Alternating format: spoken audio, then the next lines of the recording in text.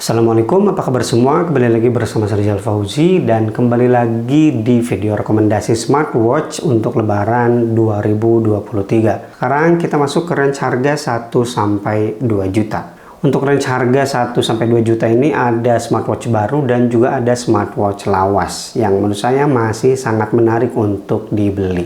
Dan kalau kamu juga punya rekomendasi smartwatch lawas yang layak dibeli, silahkan tulis aja di kolom komentar. Ya, saya juga sebenarnya banyak ya rekomendasi smartwatch lawas, tapi kalau saya masukkan semua, ini video bakal kepanjangan.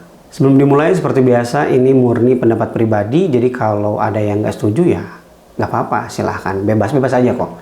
Oke, langsung aja ke rekomendasi 1-2 juta pertama dari saya. Di sini saya punya Mi Bro Watch GS. Ya, smartwatch ini kemarin di akhir tahun masuk rekomendasi dan untuk Lebaran masuk rekomendasi lagi. Sekarang harganya 1,049 juta. Ya, 1.050.000 lah. Untuk smartwatch di harga ini yang bakal kamu dapatkan desain yang cakep dan solid, dan tentunya smartwatch ini cocok bagi kamu yang suka desain smartwatch outdoor. Kemudian layarnya juga udah pakai AMOLED dan support audio juga, udah ada GPS dan olahraganya cukup lengkap ya, ada 70 lebih jenis olahraga. Kemudian yang saya suka di Mi Bro GS ini ada UI baru dari Mi Bro dan UI-nya itu smooth, cakep banget. Dan yang perlu kamu perhatikan dari Mi Bro Watch GS, yang pertama dia belum ada altimeter dan barometer, kemudian AOD-nya hanya ada 4 opsi. Jadi belum bisa mengikuti watch face yang sedang kita pakai. Kemudian ukuran Mi Bro Watch GS ini lumayan gede ya, jadi nggak cocok bagi kamu yang punya pergelangan tangan kecil. Yang kedua masih smartwatch outdoor nih, yaitu Kospet Tank T2.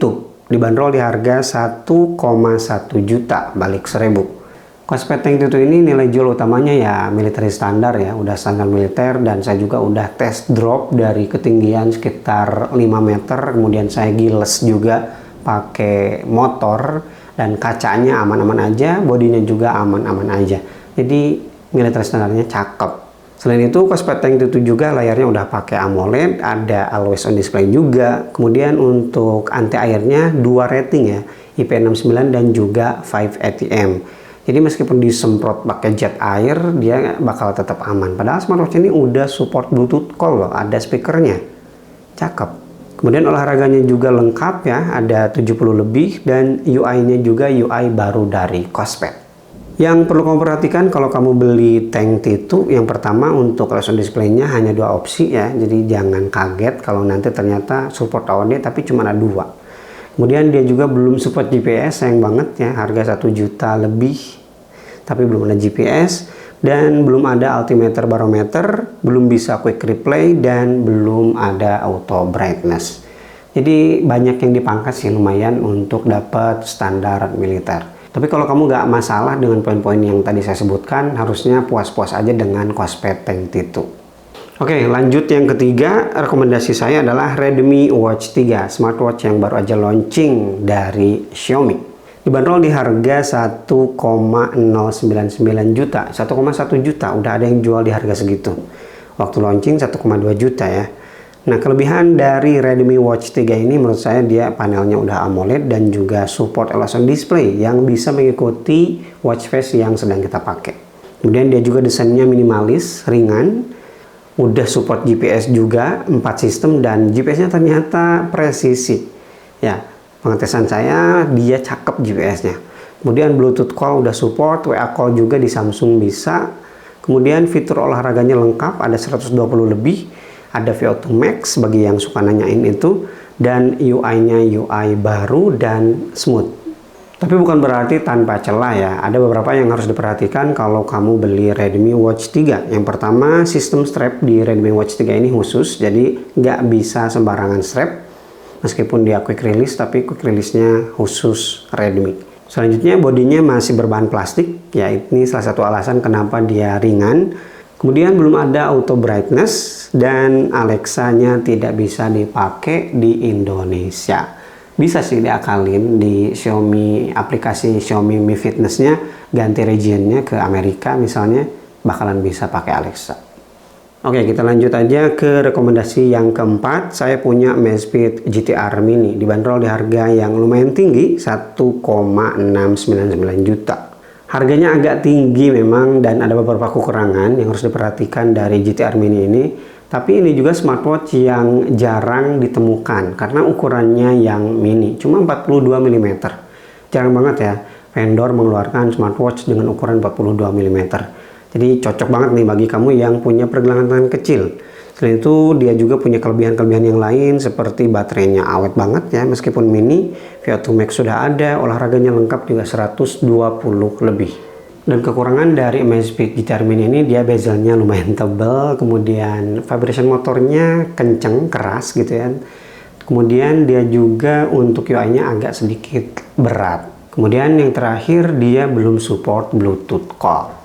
Yang kelima di sini saya punya Xiaomi Watch S1 Active. Akhirnya masuk video rekomendasi. Ya, di video lebaran kemarin ya tidak masuk rekomendasi dan ada yang protes. Katanya ini satu-satunya channel yang tidak merekomendasikan S1 Active.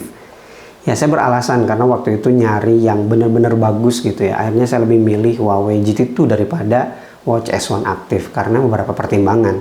Tapi setelah ada update ya, wah hujan nih. Tapi setelah ada update, ini Xiaomi Watch S1 Active jadi recommended banget ya. Ya, fitur-fiturnya jadi lebih lengkap lagi, terutama udah ada kursus dan juga interval dikhususkan bagi mereka yang pengen mulai serius untuk lari. Dan yang perlu diperhatikan kalau kamu beli Watch S1 Active, yang pertama dia tidak bisa mulai panggilan dari smartwatch, padahal ada fitur Bluetooth call. Ini agak sedikit aneh ya. Yang lain itu kalau ada Bluetooth call ya bisa kita masukkan kontak dan kita panggil dari SW, ini nggak bisa. Kemudian dia juga belum bisa quick reply. Saya nggak tahu kenapa sampai saat ini S1 Active ini belum bisa quick reply. Kemudian dia juga bisa connect TWS, tapi tidak semua TWS support. Dan yang terakhir, WhatsApp call di S1 Active ini untuk Android, Samsung pun tidak bisa. Waduh, di luar hujannya makin deras dan suaranya pasti bakal masuk ke sini. Mudah-mudahan tidak begitu mengganggu. Lanjut aja biar cepat selesai. Rekomendasi selanjutnya yang keenam, saya punya Huawei Watch GT2, smartwatch lawas dari Huawei yang masih sangat worth it untuk kita beli. Sekarang harganya lumayan turun di 1,6 betul. Dulu pas pertama kan 2 juta lebih, sekarang udah di 1,6. Ya, kenapa smartwatch ini masih saya rekomendasikan? Karena fitur-fiturnya terbilang sangat lengkap ya. Storage ada, GPS udah siap, Bluetooth call ayo, bahkan bisa memulai panggilan dari SW ya. Dan yang paling saya suka, baterainya ini awet banget. Yang perlu diperhatikan dari Huawei Watch GT2 ya seperti biasa ya, Huawei berarti kita harus install beberapa aplikasi sebelum install Huawei Health biar bisa berjalan normal. Kemudian dia bobotnya juga lumayan berat dan juga terlihat besar pada 46 mm. Dan yang terakhir untuk WhatsApp call ya, ini perlu dikonfirmasi apakah dapat update Harmony OS yang baru. Harusnya sih kalau dapat berarti bisa WhatsApp call di Android di Samsung. Jadi kalau kamu masih pakai Huawei Watch GT2, bolehlah kasih infonya di kolom komentar. Dan rekomendasi yang terakhir ini masih dari Huawei ya, yaitu Huawei Watch Fit 2. Sekarang dibanderol di harga 1,6 juta. Ya, kenapa saya masukkan ini? Karena fiturnya lengkap banget dan pengalaman saya menggunakan Fit 2 sangat memuaskan. Mulai dari desainnya yang minimalis dan juga ringan karena masih berbahan plastik ya, tapi tetap solid. Kemudian dia udah pakai Harmony OS versi 2. Kalau sekarang nggak tahu untuk Harmony OS-nya apakah udah diupdate ke versi 3 atau belum. Bagi kamu yang masih pakai Watch Fit 2, silahkan kasih tahu saya di kolom komentar. Dia juga audionya bisa mengikuti watch face, kemudian fiturnya lengkap ya, sampai kompas ada. Tapi untuk altimeter barometer belum ada. GPS, musik playback 2 GB, olahraganya ada banyak. Dan juga support Bluetooth call yang udah saya tes, kualitas suaranya jernih. Yang perlu diperhatikan ya sama ya dengan yang tadi Huawei Watch GT2, kita harus install beberapa aplikasi sebelum benar-benar bisa pakai.